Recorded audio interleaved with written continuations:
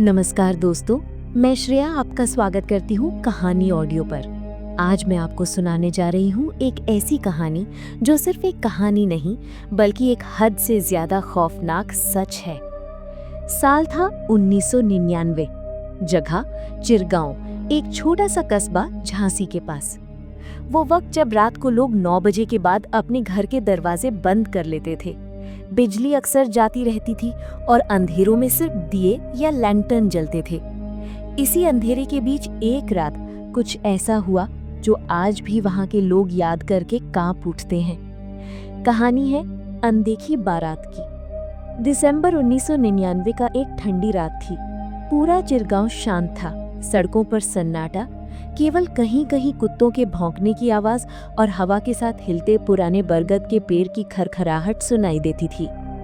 उस रात एक छोटा लड़का, नाम था रवि, अपने घर के छोटे से आंगन में चारपाई पर लेटा था। उसकी माँ ने उसे डांटा था, रात भर बाहर मत सोया कर, अंधेरे में बुरी चीजें घूमती हैं। पर रवि को नींद नहीं आ रही थी। वो सिर्फ 15 साल का था, एडवेंचरस और जिद्दी। उसने आसमान की तरफ देखा, जैसे तारे जैसे आंखों से खेल रहे थे। तभी दूर से उसने एक अजीब सी आवाज सुनी। आवाज ऐसी थी जैसे ढोल बजा हो, शादियों में जो ढोल बजाकर बारात निकलती है वैसी। पर रात के 12 बजे कौन बारात निकालता है? रवि उठा और गली की तरफ गया।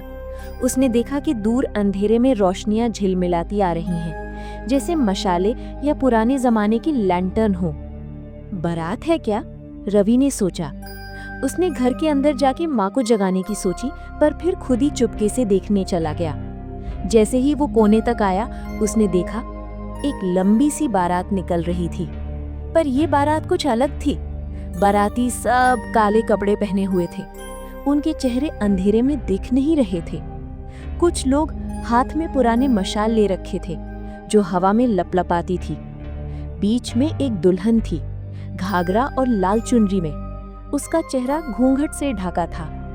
बाराती बिना हंसी मजाक के, बिना ढोल नगाड़े के शांत कदम से चल रहे थे। बस एक धीमी सी धुन बज रही थी, जैसे पुराना शादी का गीत, पर वो गीत ज्यादा विधि मंत्र जैसा लग रहा था। रवि के शरीर में एक ठंड सी दौड़ गई। ये शादी वैसी बिल्कुल नहीं थी जैसी उसने पहले कभी देखी थी। रवि चुपचाप कोने में खड़ा था, देख रहा था। पर अचानक दुल्हन रुक गई। उसने अपना सर थोड़ा उठाया और सीधा रवि की तरफ देखा। घूंघट के पीछे उसकी आंखें जल रही थीं, बिल्कुल अंगारों की तरह। रवि का कलेजा मुंह को आने लगा। उसने भागने की कोशिश की, पर पैर हिल ही नहीं रहे थे। और उस वक्त दुल्हन की आवाज गूंजी, तुम रवि? उसके मुंह से रवि का नाम सुनकर उसका खून जम गया। अगली सुबह लोगों ने देखा कि रवि अपनी चारपाई पर बेहोश पड़ा था।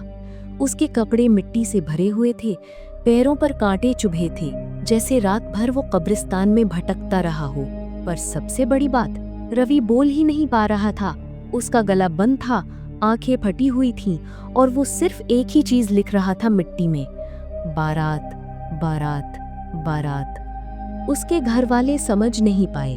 2 दिन तक रवि बिल्कुल चुप रहा और तीसरे दिन उसकी मौत हो गई। किसी को समझ नहीं आया कि क्या हुआ। गांव के बूढ़े लोग कहते थे कि चिरगांव के पास एक पुराना रास्ता है जहां एक शादी की बारात 50 साल पहले डूब गई थी। वो बारात एक पुराने तालाब के पास से जा रही थी जब पुल टूट गया और सारी बारात पानी में गिर गई। तब से लोग कहते हैं कि उस रात की बारात अब भी निकलती है और जो उसे देख लेता है, दुल्हन उसका नाम लेकर उसे अपने साथ ले जाती है। रवि उसी अनदेखी बारात का शिकार बना था। रवि की मौत के बाद गांव में खौफ का माहौल फैल गया। पर दोस्तों, कहानी यहाँ खत्म नहीं होती, क्योंकि कुछ महीने बाद एक और इंसान ने उस बारात को देखा और फिर जो हुआ, उसने सारे गांव वालों का जीवन बदल दिया। क्या था वो राज और क्यों वो दुल्हन बार बार नए लोगों का नाम लेती थी? रवि की अचानक हुई मौत ने पूरे गांव को सन्न कर दिया। उसकी लाश पर कोई जख्म ना था, मगर चेहरा इतना डरा हुआ था मानो उसने अपनी आखिरी सांस तक कोई बहुत ही भयानक चीज देखी हो।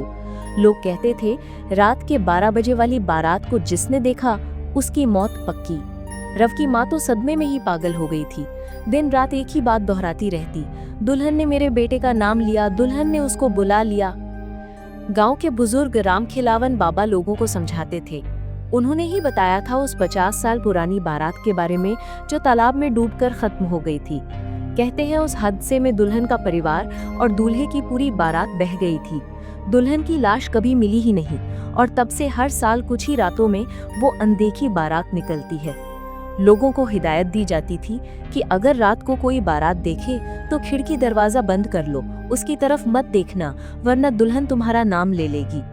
रवि की मौत के ठीक 3 महीने बाद मार्च 2000 की एक रात गांव के बाहर वाले हिस्से में रहने वाला श्यामलाल नाम का किसान देर रात खेत से लौट रहा था। उसने दूर से ढोल नगाड़े जैसी आवाज सुनी। उसने सोचा शायद किसी गांव में शादी हो रही होगी। वो मुस्कुराया और बोला, अरे शादी ब्याह का मौसम आ गया, अच्छा है। लेकिन कुछ ही मिनट में उसे एहसास हुआ, ये तो वही रहस्यमयी बारात है। श्यामलाल ने देखा अंधेरे में मशाल की कतार चमक रही थी। बीच में फिर वही दुल्हन लाल जोड़े में घूंघट डाले चल रही थी। आसपास के बाराती सब परछाई जैसे लग रहे थे, चेहरे साफ नजर नहीं आते थे। श्यामलाल के पैर तले जमीन खसक गई। उसे याद था रवि की मौत। उसने तुरंत अपनी आंखें बंद कर ली और खेत के किनारे लेट गया ताकि बारात निकल जाए और उसे ना देखे। लेकिन किस्मत को कुछ और ही मंजूर था।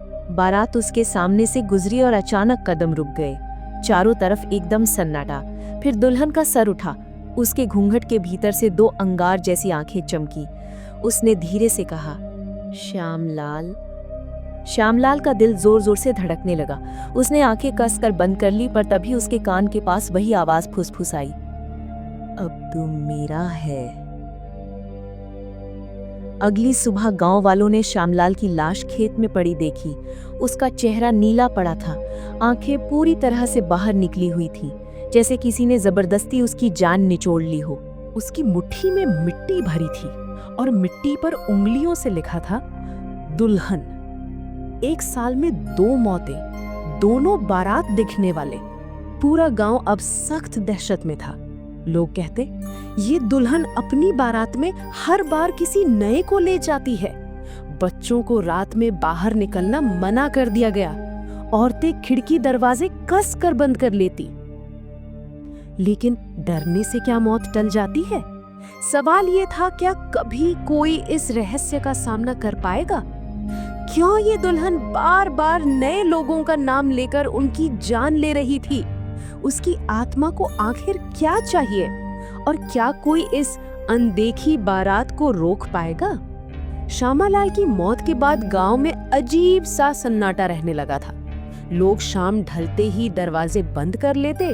गली में अगर कुत्ते भौंकते या कहीं से ढोल जैसी आवाज आती तो सबके दिल कांप जाते। बच्चे अब बाहर खेलते ही नहीं थे और बुजुर्ग हर वक्त यही कहते, मत देखो उस बारात को, वरना तुम्हारा नाम लिया जाएगा। इसी बीच गांव में एक नया इंसान आया। नाम था सूरज प्रताप सिंह। वो झांसी से आया था और पेशे से अध्यापक था। गांव के स्कूल में नई नौकरी लगी थी उसकी। सूरज पढ़ा लिखा और तर्कशील आदमी था। वो गांव वालों की इन कहानियों पर हंसता और कहता, अरे ये सब अंधविश्वास है, बारात वारात कुछ नहीं होता, मौत के पीछे कोई और वजह होगी। लोग उसे समझाते, मास्टर जी आप नए हो, समझ नहीं रहे, यहाँ वाकई में कुछ है। लेकिन सूरज ने ठान लिया था कि वो इस अंधविश्वास का सच पता लगाएगा।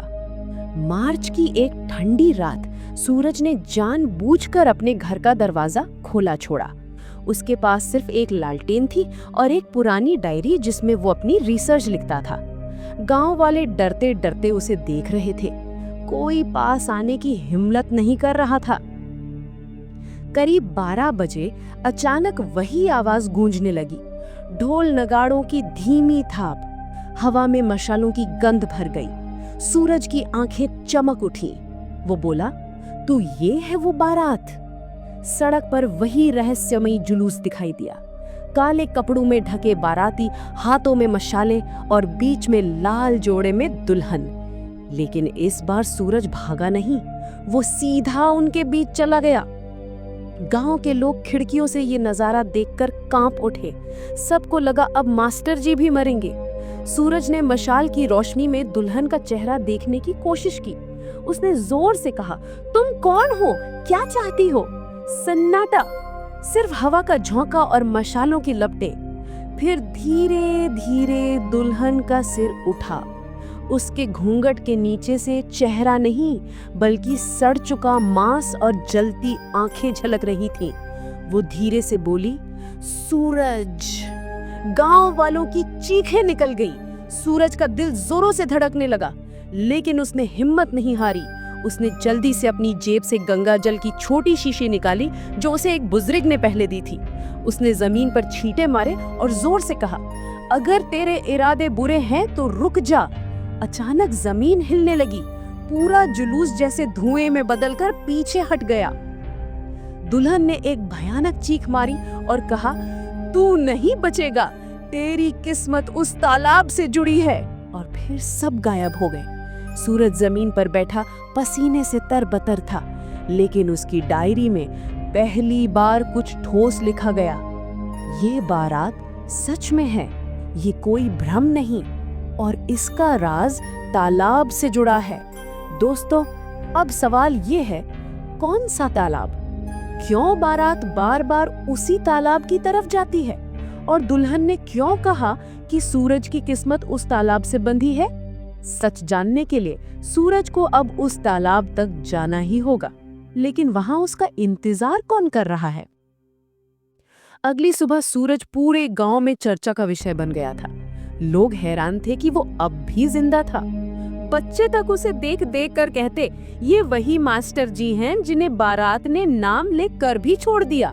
लेकिन बुजुर्ग जानते थे कि मामला इतना आसान नहीं है। राम खेलावन बाबा ने चुपचाप सूरज से कहा, बेटा, अगर दुल्हन ने तेरा नाम लिया है तो अब तेरा पीछा नहीं छोड़ेगी। सूरज ने गंभीरता से पूछा, ये तालाब कौन सा है? बाबा ने कांपते स्वर में बताया, गांव से 2 कोस दूर जंगल के बीच एक तालाब है। उसे लोग मृत तालाब कहते हैं। यही वो जगह है जहां 50 साल पहले बारात डूबी थी।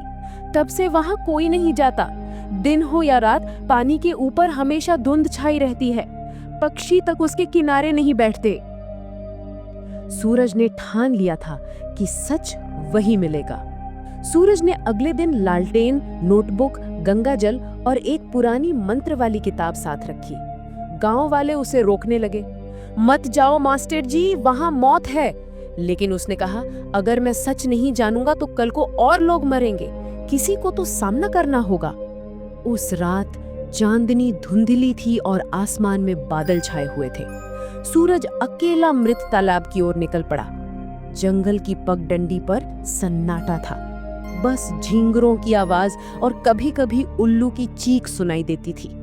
हवा इतनी ठंडी थी कि उसका शरीर कांप रहा था, लेकिन उसके कदम पीछे नहीं हटे। करीब आधे घंटे बाद वो तालाब के किनारे पहुंचा। उस रात सूरज तालाब के किनारे खड़ा था। उसके हाथ कांप रहे थे, लेकिन वो पीछे हटने के लिए तैयार नहीं था। दुल्हन की आंखों से बहते खून जैसे आंसू धुंध को और भी लाल बना रहे थे। उसकी आवाज गूंजी, तुम नहीं समझोगे सूरज, हमारी अधूरी विदाई हमें हर साल वापस खींच लाती है। सूरज ने साहस करके पूछा, लेकिन तुम्हारी विदाई अधूरी क्यों नहीं? हादसा तो पुल टूटने की वजह से हुआ था ना? दुल्हन के होंठ हल्के से कांपे। उसके घूंघट के भीतर से जैसी कई आवाजें एक साथ बोल पड़ी। पुल टूटा, लेकिन वो हादसा नहीं था, वो धोखा था। सूरज का दिल थम गया। उसने लालटेन जमीन पर रख दी और ध्यान से सुनने लगा। धीरे धीरे तालाब का पानी लहराने लगा। उसमें धुंधली छवियां बनने लगी। बारात चल रही थी। ढोल नगाड़ों की आवाज, हंसी खुशी, और बीच में दुल्हन पालकी में बैठी थी। अचानक कोई परछाई पुल के नीचे रस्सी काट रही थी। कुछ ही पल में पुल धड़ाम से गिरा और पूरा जुलूस तालाब में समा गया। चीखें, हाथ पांव मारते लोग, और फिर सन्नाटा। सूरज की सांसें रुक गईं। उसने बुदबुदाया, मतलब ये हादसा नहीं था, हत्या थी। दुल्हन ने धीरे से कहा, हाँ, किसी ने हमें जानबूझकर मार डाला और जब तक सच सामने नहीं आएगा हमें मुक्ति नहीं मिलेगी। तभी हर साल हम निकलते हैं किसी को अपने साथ ले जाने के लिए। सूरज ने अपनी किताब कसकर पकड़ ली। कौन था वो जिसने धोखा दिया? दुल्हन चुप रही, लेकिन तालाब का पानी अचानक लाल हो गया, मानो खून बह रहा हो। फिर एक आवाज गूंजी, उसी गांव से था, तुम्हारे ही बीच का। लालच ने उसे अंधा कर दिया। सूरज कांप उठा। इसका मतलब हत्यारा कोई और नहीं बल्कि गांव का ही कोई पुराना आदमी था। उसी पल तेज हवा चली और सारी बारात गायब हो गई। तालाब पर फिर धुंध छा गई। सूरज अकेला खड़ा रह गया। उसके कानों में आखिरी शब्द गूंजे, सच ढूंढो वरना अगला नाम तुम्हारा होगा। सूरज भारी कदमों से वापस लौटा। गांव पहुंचकर उसने राम खिलावन बाबा को सब बताया। बाबा का चेहरा पीला पड़ गया। उन्होंने गहरी सांस ली और बोले, बेटा, मैं जानता था ये कोई साधारण घटना नहीं है, लेकिन इतना बड़ा धोखा ये तो हमने कभी सोचा भी नहीं था। सूरज ने दृढ़ता से कहा, अब मैं रुकूंगा नहीं। मैं पता लगाऊंगा कि उस रात किसने बारात की मौत का खेल रचा था, और अगर सच सामने नहीं आया तो ये दुल्हन हर साल किसी को ले जाएगी। बाबा ने कांपते हाथों से उसके कंधे पर हाथ रखा। सावधान रहना सूरज, क्योंकि ये सच जितना पुराना है उतना ही खतरनाक भी है, और अगर तेरा सामना उस सच से हुआ तो शायद तू वापस ना लौटे। रात गहरी होती जा रही थी। दूर कहीं से फिर वही ढोल नगाड़ों की हल्की गूंज आई। सूरज ने डरते हुए आकाश की ओर देखा। उसे लगा कि जैसे अंधेरे में सैकड़ों नजरें उसे घूर रही हों। उसके मन में सिर्फ एक सवाल गूंज रहा था, गांव का कौन सा आदमी उस पुल को गिराने के पीछे था और क्यों? उस रात के बाद सूरज को नींद ही नहीं आई। हर बार आंख बंद करता तो तालाब का लाल पानी और वो जलती आंखों वाली दुल्हन सामने आ खड़ी होती। उसकी आवाज कानों में गूंजती, सच ढूंढो वरना अगला नाम तुम्हारा होगा। सुबह सूरज सीधा राम खिलावन बाबा के पास पहुंचा। बाबा अकेले अपने आंगन में बैठे थे, आंखें बंद किए। सूरज ने बिना देर किए कहा, बाबा, मुझे उस रात की पूरी सच्चाई चाहिए। उस बारात में कौन कौन था, किसे शक था, पुल क्यों टूटा? बाबा ने भारी सांस ली। उनकी आंखों में डर था। बेटा, 50 साल बीत चुके हैं। उस हादसे में पूरा गांव कांप गया था। सबने इसे भगवान की मर्जी कहकर भुला दिया, लेकिन कुछ लोग जानते थे कि ये हादसा नहीं था। सूरज ने झटके से पूछा, कौन लोग? बाबा ने धीरे से जवाब दिया, तुम्हारे स्कूल के हेडमास्टर रघुनाथ शुक्ला। तब वो जवान थे। उन्होंने ही अपनी आंखों से पुल गिरते देखा था, लेकिन वो कभी बोले नहीं, शायद डर के मारे या शायद किसी के दबाव में। सूरज का दिल धड़कने लगा। उसने ठान लिया, आज ही रघुनाथ शुक्ला से बात करेगा। शाम को सूरज स्कूल से निकलकर सीधे हेडमास्टर के पुराने घर पहुंचा। दरवाजा खटखटाया। अंदर से भारी आवाज आई, कौन? मैं सूरज प्रताप, नया मास्टर, आपसे जरूरी बात करनी है। दरवाजा खुला। सामने सफेद बालों वाला बूढ़ा खड़ा था, आंखें लाल जैसे कई रातों से सोया ना हो। उसने तिरछी नजर से सूरज को देखा।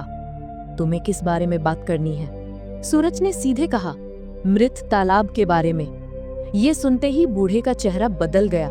उसके होंठ कांपने लगे। चुप, उसका नाम मत लो यहाँ, तुम नहीं जानते। लेकिन सूरज पीछे नहीं हटा। मैं सब जानता हूँ, मैंने खुद उस बारात को देखा है। दुल्हन ने मुझसे सच ढूंढने को कहा है, और अगर सच सामने नहीं आया तो उसकी आत्मा और लोगों को मारती रहेगी। बताइए शुक्ला जी, उस रात क्या हुआ था? बूढ़े ने गहरी सांस ली। उसकी आंखों में डर था। बेटा, 50 साल बीत चुके हैं। उस हादसे में पूरा गांव कांप गया था। सबने इसे भगवान की मर्जी कहकर भुला दिया, लेकिन कुछ लोग जानते थे कि ये हादसा नहीं था। सूरज ने झटके से पूछा, कौन लोग? बाबा ने धीरे से जवाब दिया, तुम्हारे स्कूल के हेडमास्टर रघुनाथ शुक्ला। तब वो जवान थे। उन्होंने ही अपनी आंखों से पुल गिरते देखा था, लेकिन वो कभी बोले नहीं, शायद डर के मारे या शायद किसी के दबाव में। सूरज का दिल धड़कने लगा। उसने ठान लिया, आज ही रघुनाथ शुक्ला से बात करेगा। शाम को सूरज स्कूल से निकलकर सीधे हेडमास्टर के पुराने घर पहुंचा। दरवाजा खटखटाया, अंदर से भारी आवाज आई। कौन? मैं सूरज प्रताप, नया मास्टर, आपसे जरूरी बात करनी है। दरवाजा खुला, सामने सफेद बालों वाला बूढ़ा खड़ा था, आंखें लाल जैसे कई रातों से सोया ना हो। उसने तिरछी नजर से सूरज को देखा। तुम्हें किस बारे में बात करनी है? सूरज ने सीधे कहा। मृत तालाब के बारे में। ये सुनते ही बूढ़े का चेहरा बदल गया, उसके होंठ कांपने लगे। चुप, उसका नाम मत लो यहाँ, तुम नहीं जानते। लेकिन सूरज पीछे नहीं हटा। मैं सब जानता हूँ, मैंने खुद उस बारात को देखा है। दुल्हन ने मुझसे सच ढूंढने को कहा है, और अगर सच सामने नहीं आया तो उसकी आत्मा और लोगों को मारती रहेगी। बताइए शुक्ला जी, उस रात क्या हुआ था? बूढ़े ने गहरी सांस ली, उसकी आंखों में डर था। बेटा, 50 साल बीत चुके हैं। उस हादसे में पूरा गांव कांप गया था। सबने इसे भगवान की मर्जी कहकर भुला दिया। लेकिन कुछ लोग जानते थे कि ये हादसा नहीं था। सूरज ने झटके से पूछा, कौन लोग? बाबा ने धीरे से जवाब दिया, तुम्हारे स्कूल के हेडमास्टर रघुनाथ शुक्ला। तब वो जवान थे, उन्होंने ही अपनी आंखों से पुल गिरते देखा था। लेकिन वो कभी बोले नहीं, शायद डर के मारे या शायद किसी के दबाव में। सूरज का दिल धड़कने लगा। उसने ठान लिया, आज ही रघुनाथ शुक्ला से बात करेगा। शाम को सूरज स्कूल से निकलकर सीधे हेडमास्टर के पुराने घर पहुंचा। दरवाजा खटखटाया, अंदर से भारी आवाज आई। कौन? मैं मास्टर सूरज प्रताप, नया मास्टर, आपसे जरूरी बात करनी है। दरवाजा खुला, सामने सफेद बालों वाला बूढ़ा खड़ा था, आंखें लाल जैसे कई रातों से सोया ना हो। उसने तिरछी नजर से सूरज को देखा। तुम्हें किस बारे में बात करनी है? सूरज ने सीधे कहा, मृत तालाब के बारे में। ये सुनते ही बूढ़े का चेहरा बदल गया, उसके होंठ कांपने लगे। चुप, उसका नाम मत लो यहाँ, तुम नहीं जानते। लेकिन सूरज पीछे नहीं हटा। मैं सब जानता हूँ, मैंने खुद उस बारात को देखा है। दुल्हन ने मुझसे सच ढूंढने को कहा है, और अगर सच सामने नहीं आया तो उसकी आत्मा और लोगों को मारती रहेगी। बताइए शुक्ला जी, उस रात क्या हुआ था? बूढ़े ने गहरी सांस ली, उसकी आंखों में डर था। बेटा, 50 साल बीत चुके हैं। उस हादसे में पूरा गांव कांप गया था। सबने इसे भगवान की मर्जी कहकर भुला दिया। लेकिन कुछ लोग जानते थे कि ये हादसा नहीं था। सूरज ने कांपते हुए पूछा, कौन लोग? बाबा ने धीरे से जवाब दिया, तुम्हारे स्कूल के हेडमास्टर रघुनाथ शुक्ला। तब वो जवान थे, उन्होंने ही अपनी आंखों से पुल गिरते देखा था। लेकिन वो कभी बोले नहीं, शायद डर के मारे या शायद किसी के दबाव में। सूरज का दिल धड़कने लगा। उसने ठान लिया, आज ही रघुनाथ शुक्ला से बात करेगा। शाम को सूरज स्कूल से निकलकर सीधे हेडमास्टर के पुराने घर पहुंचा। दरवाजा खटखटाया, अंदर से भारी आवाज आई। कौन? मैं सूरज प्रताप, नया मास्टर, आपसे जरूरी बात करनी है। दरवाजा खोला, सामने सफेद बालों वाला बूढ़ा खड़ा था, आंखें लाल जैसे कई रातों से सोया ना हो। उसने तिरछी नजर से सूरज को देखा। तुम्हें किस बारे में बात करनी है? सूरज ने सीधे कहा, मृत तालाब के बारे में। ये सुनते ही बूढ़े का चेहरा बदल गया, उसके होंठ कांपने लगे। चुप, उसका नाम मत लो यहाँ, तुम नहीं जानते। लेकिन सूरज पीछे नहीं हटा। मैं सब जानता हूँ, मैंने खुद उस बारात को देखा है। दुल्हन ने मुझसे सच ढूंढने को कहा है, और अगर सच सामने नहीं आया तो उसकी आत्मा और लोगों को मारती रहेगी। बताइए शुक्ला जी, उस रात क्या हुआ था? बूढ़े ने गहरी सांस ली, उसकी आंखों में डर था। बेटा, 50 साल बीत चुके हैं। उस हादसे में पूरा गांव कांप गया था। सबने इसे भगवान की मर्जी कहकर भुला दिया। लेकिन कुछ लोग जानते थे कि यह हादसा नहीं था। सूरज ने कांपते हुए कहा, कौन लोग? तुम्हारे स्कूल के हेडमास्टर रघुनाथ। हवेली में सन्नाटा छा गया, सिर्फ हवा की गूंज और दुल्हन की भारी सांसें रह गईं। सूरज ने कांपते हुए उसकी ओर देखा। कौन है असली गुनहगार? किसने तुम्हें मरवाया? दुल्हन ने धीरे धीरे अपना घूंघट उठाया। उसका आधा चेहरा सड़ा हुआ था, आधा बेहद खूबसूरत। उसकी आंखों से खून बह रहा था। उसने फुसफुसाकर कहा, जिसे तुम सबसे ज्यादा भरोसेमंद मानते हो वही मेरा कातिल है। सूरज के पैरों तले जमीन खिसक गई, दिमाग सुन्न पड़ गया। भरोसेमंद? कौन? दुल्हन कुछ और कहती उससे पहले ही पूरी हवेली में अंधेरा छा गया।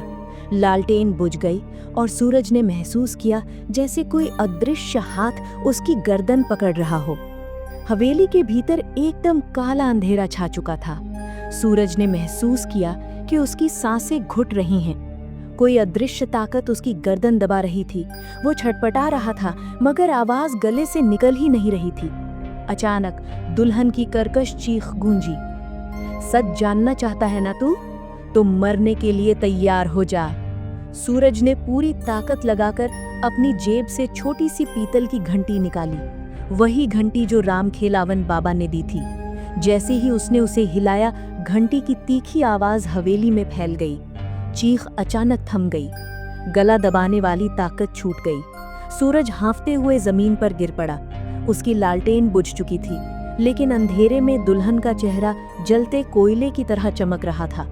उसने धीमे कांपते स्वर में कहा, तू भाग सकता है लेकिन सच से नहीं बच सकता। फिर वो धीरे धीरे धुएं की तरह गायब हो गई। सूरज कांपते हाथों से उठ खड़ा हुआ। उसके माथे पर पसीना ही पसीना था। गजाधर सिंह का शव जमीन पर पड़ा था, आंखें फटी हुई, चेहरा भय से जमे हुए, लेकिन उसके होठों से निकली आखिरी बात गूंज रही थी, असली गुनहगार कोई और है। सूरज भागकर हवेली से बाहर आया। रात और भी गहरी हो चुकी थी। दूर तालाब की ओर से फिर वही ढूल की थाप सुनाई दी। पूरा गांव जैसे किसी अदृश्य डर में दबा हुआ था। सुबह होते ही सूरज फिर रामखेलावन बाबा के पास पहुंचा। बाबा आंगन में दीपक जला रहे थे। सूरज ने घबराई आवाज में सब कुछ बताया। बाबा का चेहरा पीला पड़ गया। मतलब गजाधर तो मुहरा था, किसी और ने उसे इस्तेमाल किया, लेकिन कौन? किस पर तेरे भरोसे की बात कही दुल्हन ने? सूरज चुप रहा। उसके दिमाग में शक की लहर दौड़ गई। गांव में ऐसा कौन है जिस पर उसे सबसे ज्यादा भरोसा था? रामखेलावन बाबा, हेडमास्टर रघुनाथ शुक्ला, या फिर कोई और? बाबा ने गहरी सांस ली। बेटा, तू अकेला नहीं जा सकता। आज रात तू मेरे साथ होगा। हम दोनों मिलकर उस आत्मा से सामना करेंगे, तभी शायद सच्चाई सामने आए। दिन भर सूरज बेचैनी से टहलता रहा। उसे लगा गांव के लोग भी अजीब तरह से उसे घूर रहे हैं, जैसे सब कुछ जानते हो मगर चुप हो। रात ढली। सूरज और बाबा दोनों मृत तालाब के किनारे पहुंचे। बाबा ने मिट्टी पर गोले बनाकर तांत्रिक चिन्ह खींचे और सूरज को उसके भीतर बैठा दिया। कुछ भी हो जाए, इस गोले से बाहर मत निकलना, नहीं तो आत्मा तुझे फाड़ डालेगी। तालाब का पानी धीरे धीरे लहराने लगा। धुंध उठी और फिर वही बारात प्रकट हुई। ढोल, नगाड़े, रोती बिलखती औरतें और बीच में लाल जोड़े वाली दुल्हन। उसकी चीख रात को चीरती हुई आई। आज सच सामने आएगा। बाबा ने मंत्रोच्चार शुरू कर दिए। आग की लपटें उठी। दुल्हन चीख कर बोली, मत रोको मुझे बाबा, ये खेल तो तुम्हारे सामने ही शुरू हुआ था और आज तेरे सामने ही खत्म होगा। सूरज ने चौंक कर बाबा की ओर देखा। आपके सामने? इसका क्या मतलब? बाबा के होंठ कांपने लगे। उनकी आंखें नीचे झुक गई। दुल्हन ने आगे बढ़कर चीख लगाई, हाँ, असली गुनहगार यही है।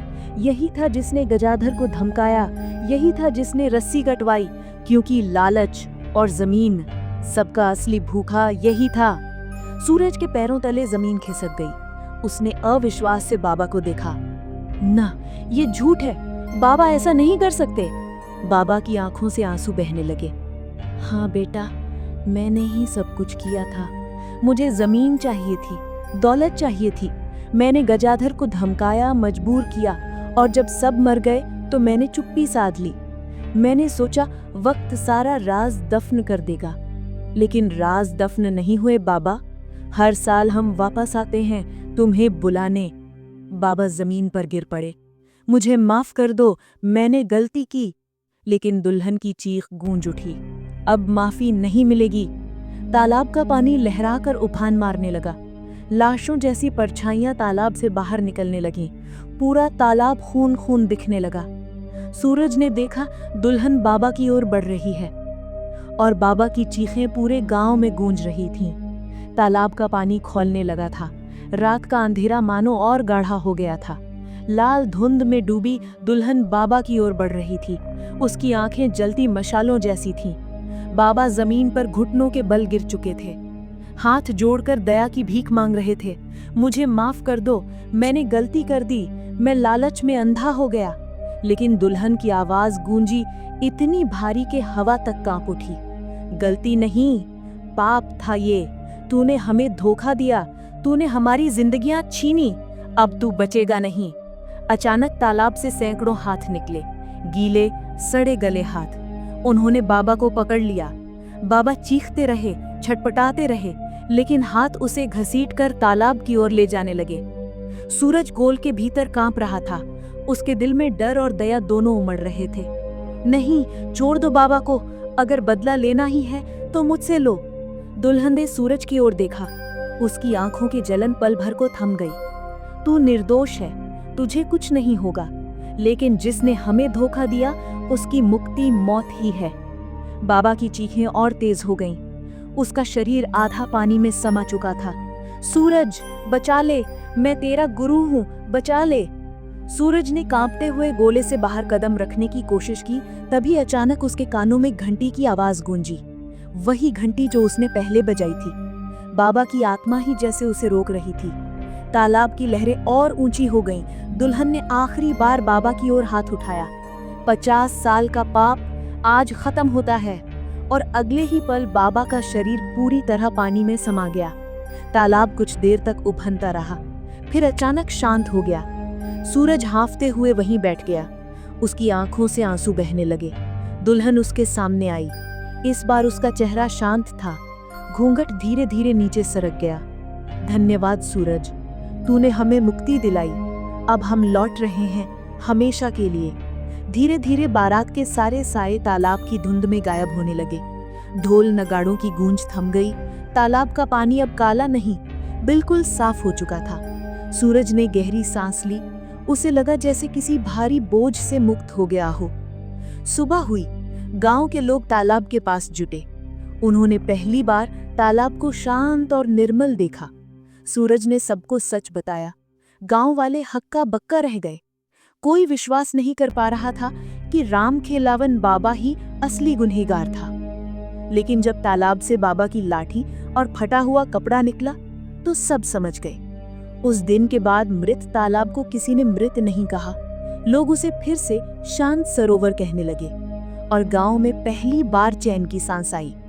लेकिन सूरज, उसके भीतर हमेशा वो दृश्य जिंदा रहा। बाबा की चीखें, तालाब के सड़े हाथ और दुल्हन की जलती आंखें। कभी कभी रात को जब हवा चलती तो सूरज को अब भी लगता कि कहीं दूर से ढोल की हल्की सी थाप आ रही है। वो सोचता, क्या सच में आत्माएं चली गईं या बस सो गईं? तो दोस्तों, ये थी आज की कहानी।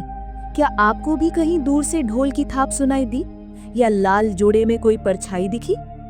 कहीं ऐसा ना हो कि अगली बार तालाब की धुंध में आपका नाम पुकारा जाए। अगर कहानी ने आपको डरा दिया तो चैनल कहानी ऑडियो को जरूर सब्सक्राइब करें, क्योंकि अगली रात अगली कहानी और भी डरावनी होगी। तब तक खिड़कियां बंद कर लीजिए और अंधेरे में पीछे मुड़कर मत देखिएगा।